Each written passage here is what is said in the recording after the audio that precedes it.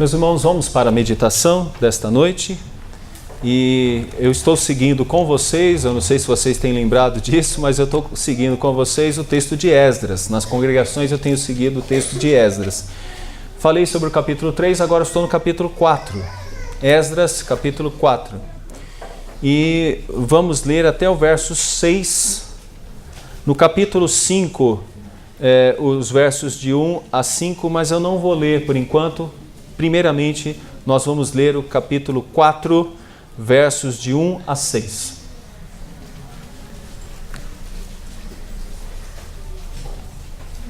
Quatro versos de 1 a 6 de Esdras.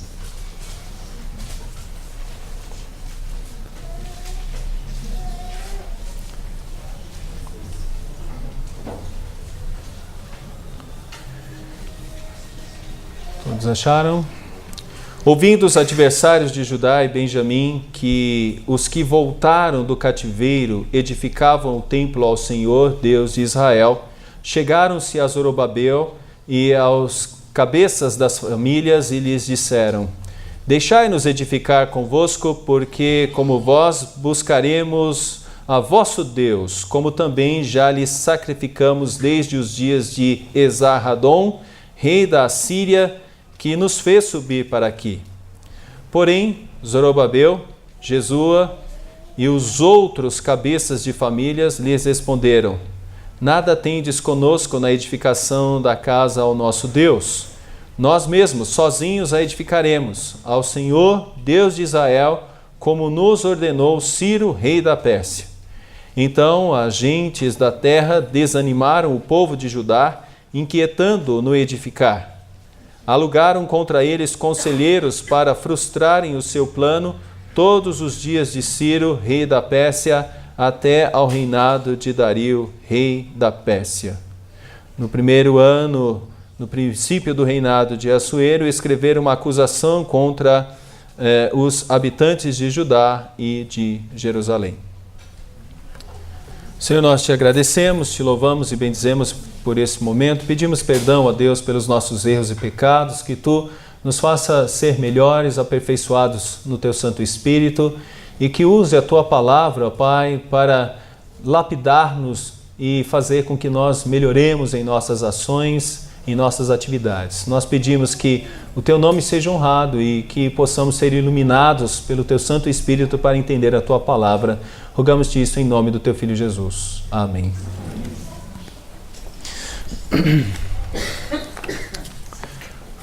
Ok.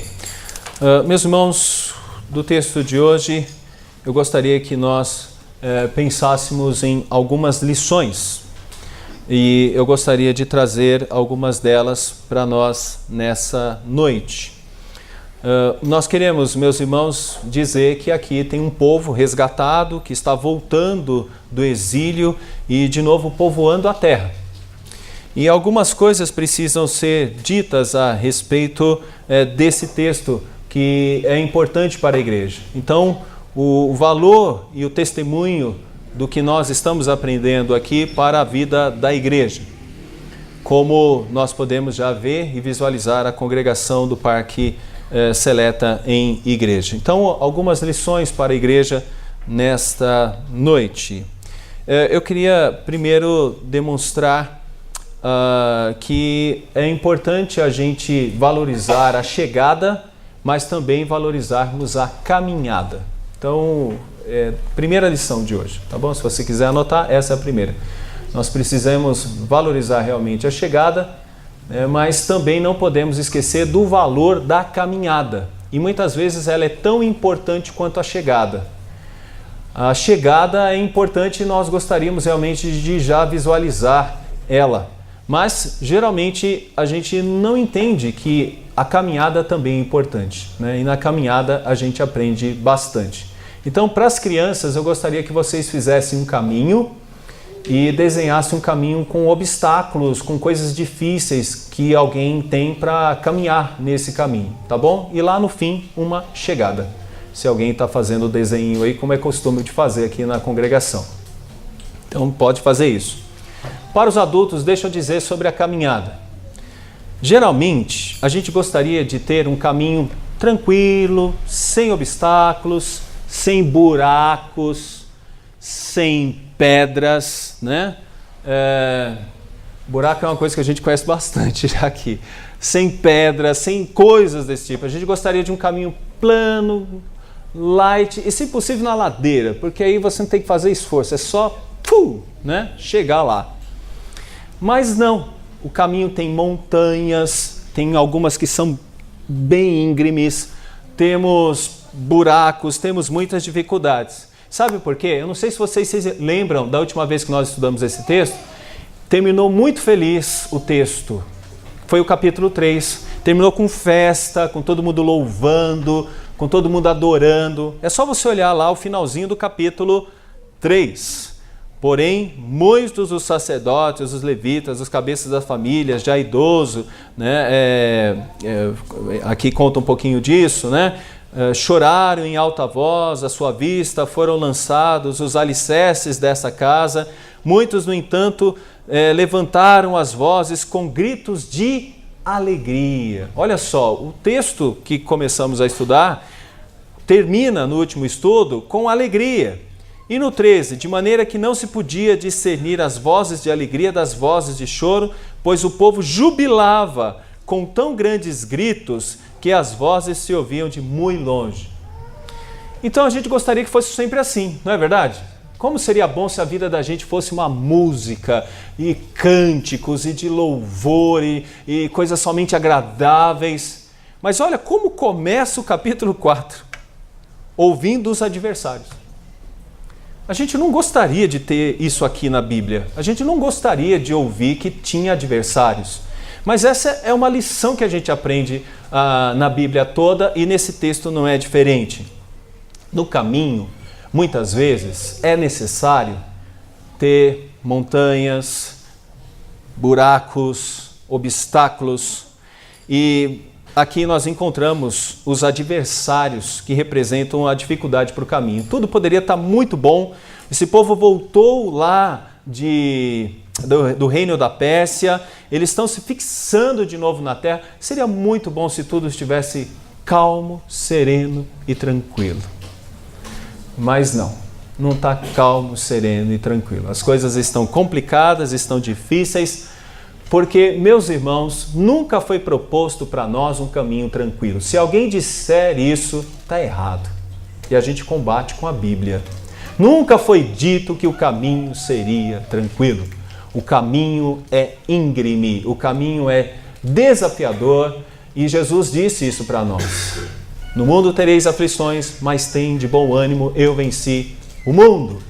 Aqui, meus irmãos, nós encontramos os adversários que vão bloquear um processo de reconstrução de muros, do templo. Eles vão se colocar como adversários ferrenhos. Eles já tinham aparecido antes no capítulo 3, mas eles voltam aqui com mais astúcia, voltam com sagacidade para impedir que aquela igreja fosse adiante na construção do seu templo. Olha só, verso de número 1 do capítulo 4. Vamos ler juntos aí? Ouvindo os adversários de Judá e Benjamim, que os que voltaram do cativeiro edificavam o templo do Senhor de Israel.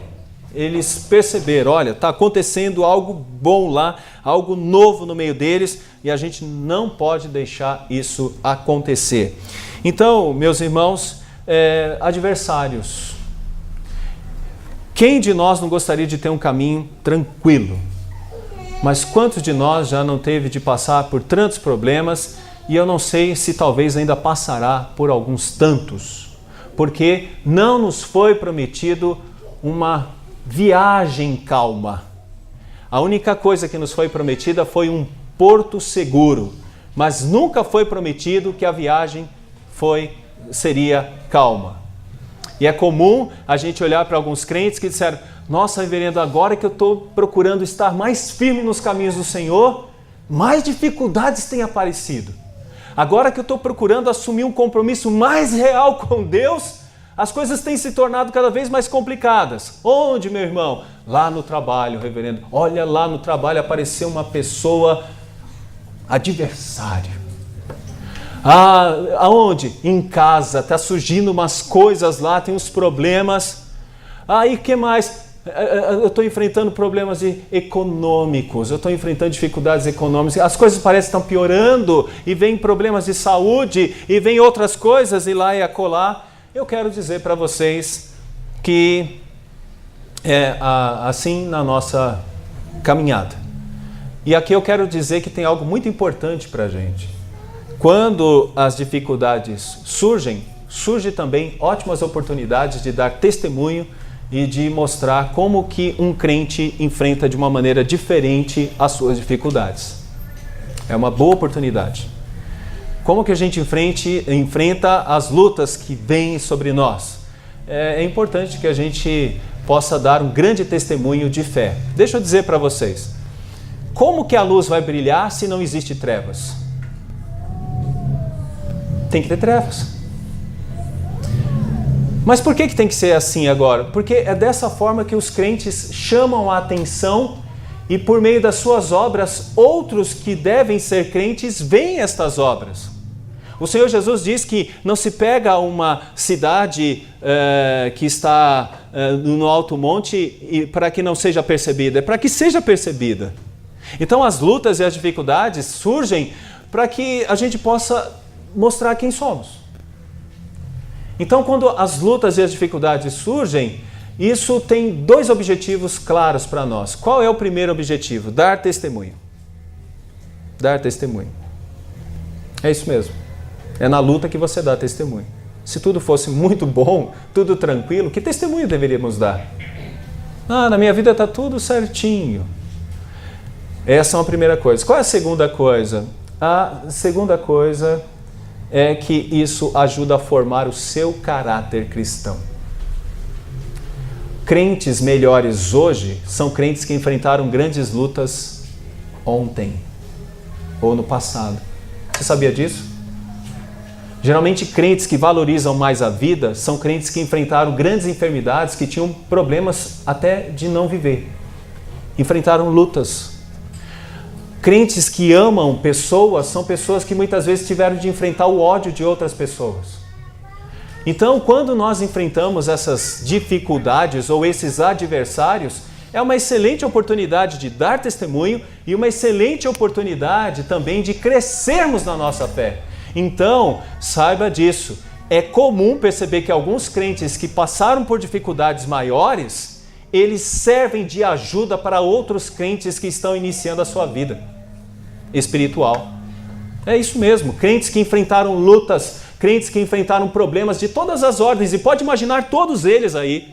É comum que a gente olhe para essas pessoas e encontremos nessas pessoas, pessoas mais sábias para nos ajudar. Então, a gente gostaria que a estrada fosse limpinha, sem nenhum problema, sem nenhum buraco, ou que não tivesse ladeira. Mas eu posso dizer para vocês que os adversários existem e não há nenhum lugar na Bíblia que digam que não vão existir. Aqui temos os adversários, mas eles são muito úteis. É importante que você olhe para isso. Eles são úteis, tá ok? Para dar testemunho e para que você cresça na fé. Vocês aprenderam a primeira lição, meus irmãos? Deu para aprender a primeira? A gente não gostaria de ler um texto dizendo assim, ouvindo os adversários. A gente gostaria que tivesse um texto bíblico que dissesse assim, ouvindo os seus amiguinhos, ouvindo a patota, ouvindo os mano, ouvindo os colegas. Não, a Bíblia está mostrando que ouvindo os adversários, tá bom? Essa é a primeira lição. Qual é a segunda lição? A segunda lição é que geralmente quando isso ocorre, aparecem os agentes do desânimo. Eu gosto muito dessa expressão porque a gente encontra isso em vários momentos na Bíblia. E aqui de novo a gente encontra os agentes do desânimo. Olha só como eles agem. Chegaram-se a Zorobabel e aos cabeças de famílias e lhes disseram, deixai-nos edificar convosco, porque como vós buscaremos o vosso Deus, como também já lhe sacrificamos desde os dias de Azar-Radom, rei da Assíria, que nos fez subir para aqui. Sabe o que significa isso? É que esse povo, eles voltaram antes do exílio assírio e eles se fixaram ali na região de Samaria, por aquela por aquelas bandas, e eles perceberam que o povo de Israel estava começando a progredir, já tinham voltado do cativeiro e já começavam a reconstruir o templo. Então eles falaram, olha, vamos nos aproximar deles, nos fazendo de amigos, dizendo, nós também temos interesse em reconstruir esse templo aí, sabia? A gente também tem interesses, porque a gente tem uma adoração parecida com a adoração de vocês. A gente tem algo muito parecido com a adoração de vocês. Em alguns textos demonstram quem são essas pessoas, como eles agem, como eles fazem, né? Por exemplo, eu vou ler uma aqui, rapidinho para vocês, 2 de Reis 17, 29 a 33. Porém, cada nação fez ainda os seus próprios deuses nas cidades em que habitavam, e os puseram no santuário dos altos que os samaritanos tinham feito. Os da Babilônia fizeram Sucote e Benote, os de Cuta fizeram Nergal, e os de Amate fizeram Azima. Os aveus fizeram Nibás e Tartaque. Os serfavitas queimavam seus filhos a Adrameleque e Anameleque, deuses de Serfavaim.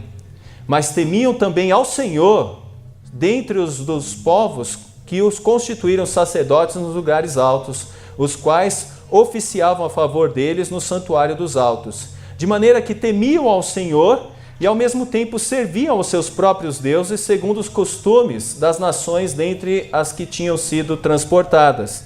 Isso você encontra no texto de 2 Reis, capítulo 17, versos de 29 a 23. Esse povo que quer ajudar, nesse momento, estes que voltaram do cativeiro, querem, na verdade, se misturar e fazer com que esse povo possa ter uma adoração também mista. Gente, o que é isso? É a secularização para dentro da igreja. São pessoas que dizem, olha, nós também pensamos como vocês. Só que, como vocês viram, tinha deuses até para que os filhos fossem sacrificados. Era esse tipo de povo que queria ajudar a Zorobabel, que era o governador da época, e Jesua, o sacerdote, a reconstruir o templo, para que pudesse também fazer uma adoração naquele templo. Ou seja, no templo do Senhor haveria alguém que adorasse aos deuses daquelas terras e adoraria também a Yahvé. Sabe o que isso pode fazer? Com que o povo perdesse a genuinidade, ou seja, a estabilidade na palavra de Deus. Então, como eles querem atingir o povo? Com uma amizade, com uma certa amizade. Olha a resposta de Zorobabel a isso. Capítulo 4, verso 3.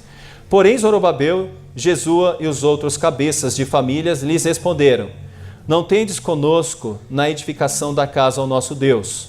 Nós mesmos, sozinhos, a edificaremos ao Senhor nosso Deus, como nos ordenou Ciro, rei da Pérsia. Muitas vezes os agentes do desânimo, eles se aproximam de nós como bons amiguinhos, como pessoas que querem ajudar. Mas na verdade o intuito deles é causar em nós duas coisas: secularização e depois um certo desânimo. Secularização é quando nós achamos, olha, a igreja poderia ter isso, eu não vejo problema nenhum de não ter. A igreja poderia fazer dessa forma, eu não vejo problema nenhum. Essas pessoas que adentravam, querendo fazer com que a igreja tomasse outros caminhos, são encontradas, por exemplo, na carta de Paulo aos Coríntios, na carta de Judas, pessoas que aos poucos faziam com que aquele povo perdesse a verdade da palavra de Deus para aceitar o pragmatismo da sua época. Então, esse é um ponto aí dos agentes do desânimo. Geralmente eles se mostram amiguinhos. E isso é ruim em vários aspectos, mas um deles é quando essas pessoas conseguem alcançar influência dentro do contexto da igreja e aos poucos vai causando impactos muito nocivos, onde a palavra de Deus fica de lado e esses modismos vão entrando dentro do contexto da igreja. Deixa eu dizer um deles para nós hoje. Há uma coisa hoje chamada de pessoas que não mais frequentam a igreja ou que frequentam a igreja assim, um pouquinho aqui, um pouquinho ali e um pouquinho lá. Eles são chamados hoje de desigrejados. Essas pessoas, quando veem você dando dízimo, elas dizem, para que dar dízimo? Não existe mais essa necessidade. Essas pessoas, quando falam, o que você vai fazer hoje num domingo como esse? Eu vou para a igreja. Mas você já foi um mês aí, você não já foi no domingo passado, por que você tem que ir de novo? Essas pessoas vão começando a entrar e vão dizendo, olha, é assim mesmo, isso é coisa de pessoa carola, sabe? Isso é bitolado, coisa de bitolado. Eles começam a se tornar amiguinhos nossos e começam a dizer, cuidado, olha, não pensa que é assim, não é porque você faltou 3 domingos que vai ser o final da sua vida. E as pessoas vão começando a sentir alegrias nisso, falta um domingo, falta 2, não sente problema nenhum com isso. E mais, essas pessoas dizem outras coisas, por exemplo, olha, você está solteira? Está solteira? Tem um rapaz ali, ó, ele é joia, só não é crente, mas é joia. E a pessoa fala assim, quem sabe, de repente, né? E aí, meus irmãos, a gente vai vendo casamentos mistos surgindo no contexto da igreja e as pessoas dizendo, isso aí não tem problema nenhum, isso aí... Esse é o tipo de agentes de desânimo, eles entram nesse contexto sendo amiguinhos. Mas existe também nos agentes do desânimo a questão mais ofensiva. E aí a gente percebe que isso acontece quando Zorobabel e os demais cabeças não aceitaram a influência deles. Capítulo 4, verso 4. Então, as gentes da terra desanimaram o povo de Judá, inquietando-os no edificar. Então, o que eles fizeram? Desanimaram o povo de Judá, inquietando-os no edificar. Então, algumas coisas que eles fizeram. Primeiro, o que a gente pode ver aí é a expressão desanimaram. Essa expressão significa basicamente essa no hebraico, enfraquecer as mãos. A expressão no hebraico seria enfraquecer as mãos. O que esses agentes fizeram? Eles começaram a tirar a alegria daquele povo de servir, de reconstruir o templo. Eles foram atingindo todos com um certo desânimo. E o que eles fazem? O texto diz assim que eles desanimaram o povo, e aí a gente pode entender como isso acontece. Se você ler o texto de Neemias, você vai ver como eles fizeram. Eles diziam assim, olha, vocês não vão conseguir fazer nada, sabe o porquê? Vocês são fracos, vocês são muito fracos, vocês não têm condições, vocês não vão ter capacidade para isso. E outra coisa, vocês são poucos. Vocês são muito poucos, vocês não vão conseguir levantar isso, vocês não vão conseguir ir adiante. Sabe o que eu falo? Que aquele sujeito que quando você vem com o otimismo, ele traz uma nuvem, uma tempestade de pessimismo, dizendo, você não vai conseguir fazer isso não. Você não vai conseguir fazer isso não. Tem uma senhora numa das nossas congregações, estava enfrentando uma dificuldade porque ela tem um vício em jogar. E por isso não foi possível fazer a profissão de fé. Mas ela disse que o ânimo que ela recebia das pessoas é, você não vai conseguir se livrar disso aí não, boba. Isso aí, ó, pegou, tem jeito mais não. Esse negócio está feio, está perdido agora. Não ouça isso. Não ouça isso. Esse é o tipo de ação dos agentes do desânimo. Você não vai conseguir, você não tem força, você não é capaz. Meus irmãos, os agentes do desânimo estão em todos os lugares. Eles podem dizer, essa igreja não vai para frente, vocês não vão para frente, vocês não têm condições de ir para frente. Não está funcionando isso? É normal que não funcione. Com vocês é normal não funcionar mesmo. Esse tipo de banho de água fria é o que eles tentam fazer no verso de número 4. Né? Mas olha o verso de número 5, eles fazem mais ainda.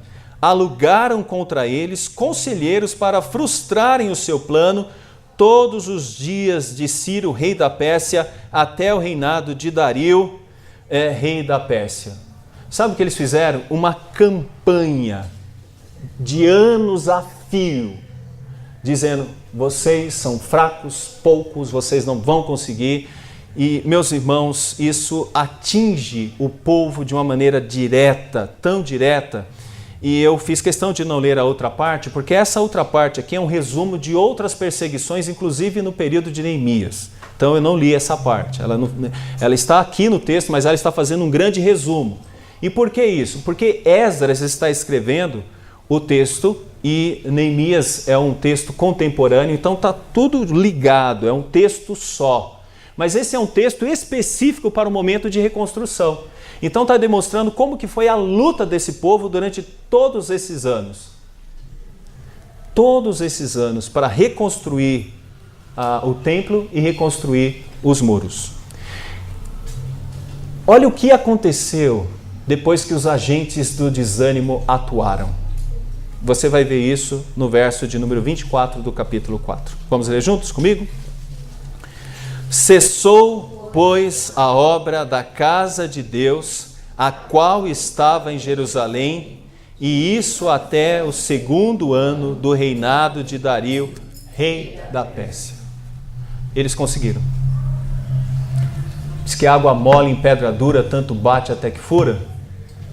Foi o que eles conseguiram. Eles conseguiram, jogou tanta água fria, mas tanta água fria, mas tanta água fria, que o povo falou, não tem jeito mesmo não.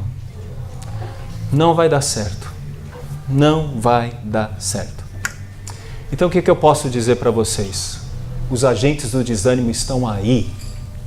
E o objetivo deles é fazer com que vocês parem de servir a Deus, que vocês parem de buscar a Deus, que vocês parem de querer aprender da palavra de Deus. Os agentes do desânimo têm um objetivo claro. Quando eles atingem vocês, cessa a obra do Senhor. Ele quer atingir a parte humana da igreja, porque atingindo a parte humana, fazendo com que pessoas sejam desanimadas, pessoas parem com as coisas da obra do Senhor, acarrete no cessar da obra do nosso Deus. Então, esse é um outro ensino que eu queria dizer para vocês. Tomem cuidado, eles estão por aí e eles têm grande intuito. Querem que vocês parem de estudar, querem que vocês parem de orar, querem que vocês parem de frequentar, querem que vocês parem de fazer a obra de Deus. Esse é o objetivo deles e eles alcançam isso com muita facilidade. Sabe por quê? Porque nós somos pecadores e é uma tendência em nós a olhar mais para quem faz uma crítica do que para quem faz um elogio. Vocês sabiam disso? Diz que uma pessoa, quando ele faz um elogio, alcança 5 pessoas. Mas diz que quando uma pessoa faz uma crítica, atinge 15 pessoas. Ou seja, nós somos muito mais suscetíveis às críticas. Sabe quando alguém chega e fala assim, nossa, o seu cabelo está tão bonito. Aí você dá 2 passos e vem outro e fala, nossa, é shampoo de laranja, né? Tá um bagaço esse seu cabelo. Você sabe com quem nós vamos ficar ouvindo? Lá na nossa mente uma voz vai ficar constante. Tá um bagaço esse seu cabelo. Aí você vai tomar o café, tá um bagaço esse seu cabelo. E aí quando você for comer, tá um bagaço esse seu cabelo. E você vai ficar pensando quanto você tem de dinheiro para fazer chapinha, para ver como é que você vai fazer para melhorar, para tirar dali, para colocar colar, para alongar. Por quê? Porque você está com a sua baixa autoestima atingida. Aliás, com a sua autoestima atingida, ela está baixa. Nós somos muito mais suscetíveis a isso. Você não presta mesmo, você não merece nem para a igreja, você não presta. Olha o quanto de erro você faz. Para que você vai para a igreja? Aí você pecando de novo, tá vendo? Não vai não. Nós somos suscetíveis aos agentes do desânimo. Eles são muito mais eficientes do que os elogios. Mas, contra eles vem a terceira lição de hoje, que é sobre os agentes do ânimo, tá bom? Temos os agentes do desânimo, eles atuam muitas vezes sendo amiguinhos, muitas vezes ofensivamente, mas temos os agentes de ânimo. E eu já falei para vocês, esse texto de Esdras tem que ser lido à luz do texto de